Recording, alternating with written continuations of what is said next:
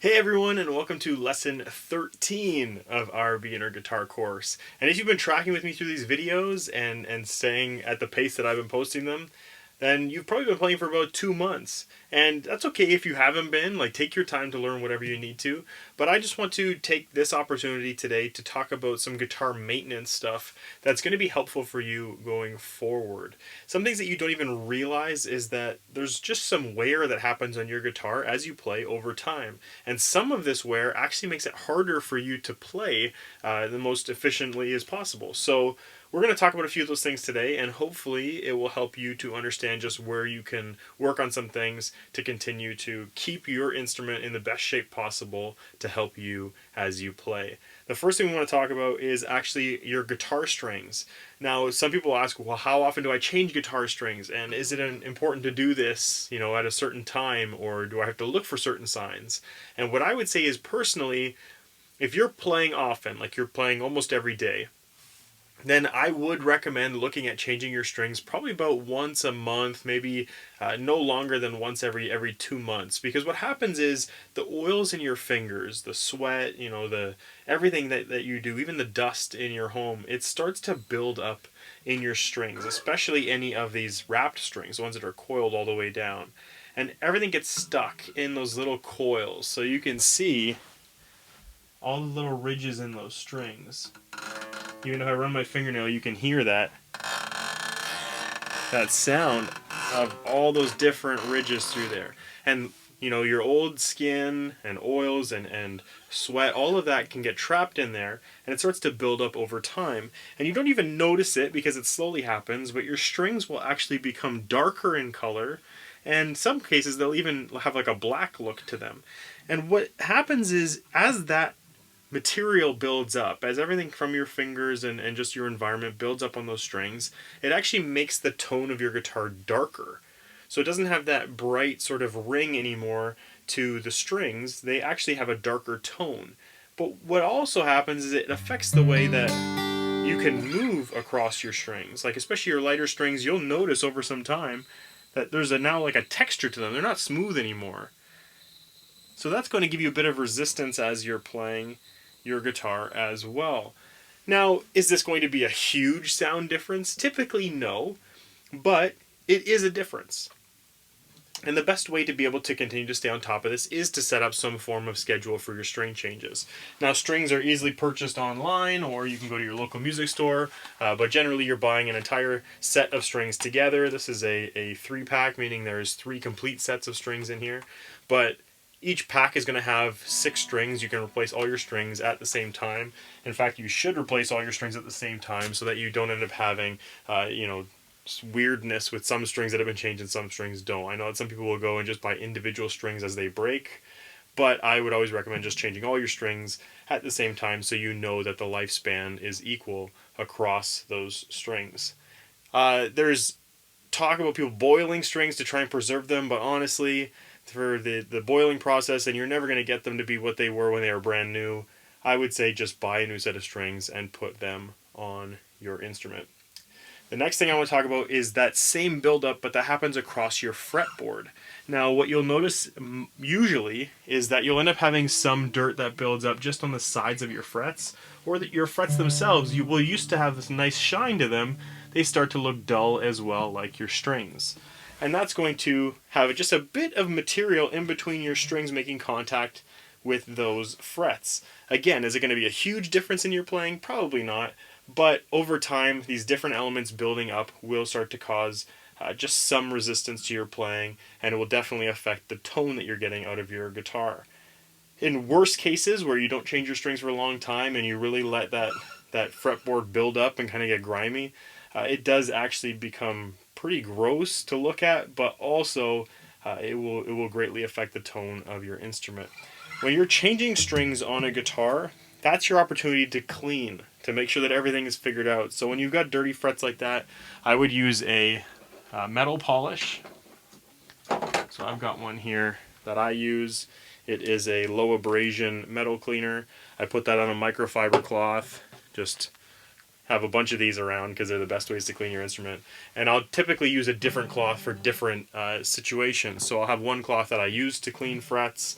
I'll have another cloth that I use to oil the fretboard. That's important too. I would recommend getting like a fretboard conditioner or like a lemon oil just to make sure that your fretboard is hydrated. Because if you don't do that, what ends up happening is your fretboard can end up drying out and cracking. So I would always make sure that you condition your fretboard if it doesn't look like the wood is nice and healthy and has that nice like rich color to it. So be aware of that. If it starts to look dry, get a conditioner and oil the fretboard. The actual body itself is also going to pick up just your oils and your sweat from your body. So you'll notice that it should have a nice shine to it, but every once in a while you'll see a spot. I'll see if I can find one. So you can see all these different like streaks here where different oils have built up on the instrument. Here's where I've rested my fingers at some point. And all of that starts to build up, and that can actually slowly eat away at the finish of your instrument. You'll notice sometimes you'll see people who will have worn out finishes on their guitars, either from a pick rubbing against it or from where their arm rests, and even sometimes even on the back of the neck, you'll have wear spots of where your hand has been moving. So I always think it's a good idea to get a guitar polish when you're changing your strings out. Just spray some guitar polish, again, get out a microfiber cloth, clean the body of the instrument just to make sure that you don't have all of that oils and sweat and debris that's built up on your guitar. Next thing I would talk about is any sort of like major adjustments. So in some extreme cases you'll notice that your frets will have really worn down. My frets are pretty good. I'll show you one spot here that I did notice somewhat recently. I don't know if you can see that there, but there's like a little divot on these first couple frets. Hope you can see that. Yeah, I see right there. There's a little divot where that B string has been digging in to the fret. That happens over time as you play. Your frets will slowly start to wear down. When they get really pitted, you'll start to notice like a large groove in them.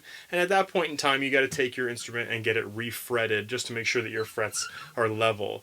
Sometimes they'll just take a crowning tool and they'll crown your frets to give back that rounded shape.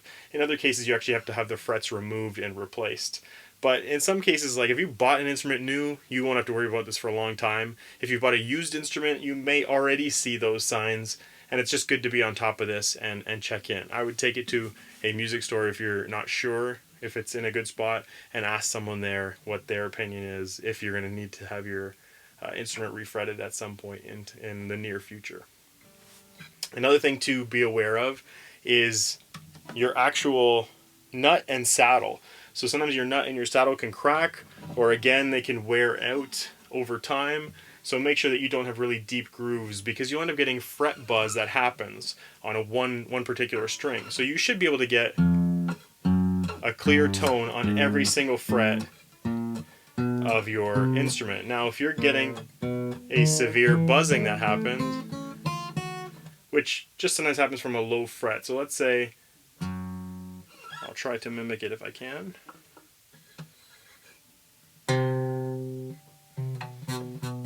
So sometimes you'll get a sound like this while you're playing. And it just means that there's a fret somewhere along the string after you're holding down a position that is actually touching that string as well, causing it to buzz. And in that case, you've got a couple different things you can look at. It could be your nut or your saddle, like I just talked about. It could be some extra wear on the fret that you're playing that keeps that lower, so the following frets are actually sitting higher.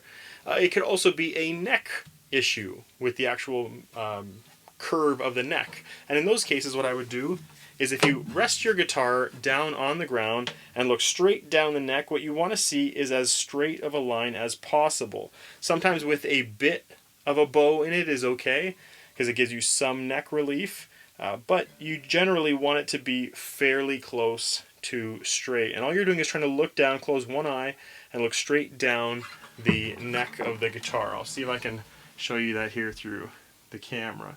So if we take this side of the instrument, and we're trying to look straight down this side of the neck to see how straight it actually is. And then this side, And we're trying to look. Now again, you can see a bit of a curve to it. That looks like it's curving down this way a little. And that's okay. You want a little bit of relief in the neck, but you don't want too much. And what happens there is if there's a problem, like if your neck is actually bent the opposite way towards the strings instead of away from the strings, you can end up having those frets in the middle as you're playing any of the lower frets, touching out on those strings and causing them that buzz. Or if you're too bent the other way, it can end up being a lot with your string height, where you're pushing a ton to try and get those strings to actually make contact with the fretboard. So in those cases, you may have to make a truss rod adjustment. And we talked about our truss rod in the very first episode of our lessons. And in my case, the truss rod is under this truss rod cover up here. But again, you may have your access to your truss rod in the sound hole at the bottom of the neck. And what you would need in that case is some Allen wrenches, or they're like hex wrenches, where they have a hex, I don't know if you can see that there, but it's a hex end on them. And you just find the appropriate size for your instrument, put them in, you turn clockwise to actually give more tension to the truss rod. What that means is it'll pull back away from the strings. And if you turn counterclockwise, it will allow the strings to pull a bit more. And that's all that the truss rod is doing, is it's trying to balance the tension between your strings pulling your neck forward and your actual truss rod pulling your neck back. And once you find that nice balance, you should have a fairly straight fretboard. That's going to help you with a lot of your string height. We actually call that action in guitar. Your string action is the height of it sitting off of the fretboard.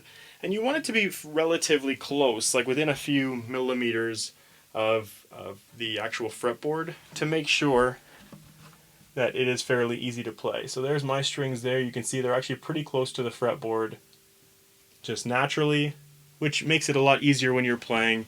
You don't have to press down a large distance. But in some cases, I have seen guitars that actually have the strings sitting like this off of the fretboard, and to push that down, you have to like really move the string to get any contact with your fretboard itself.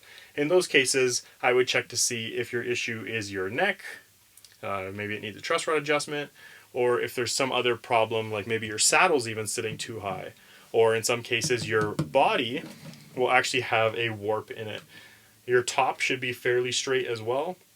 And in some cases you can see that it almost looks like your entire bridge is being lifted from the guitar.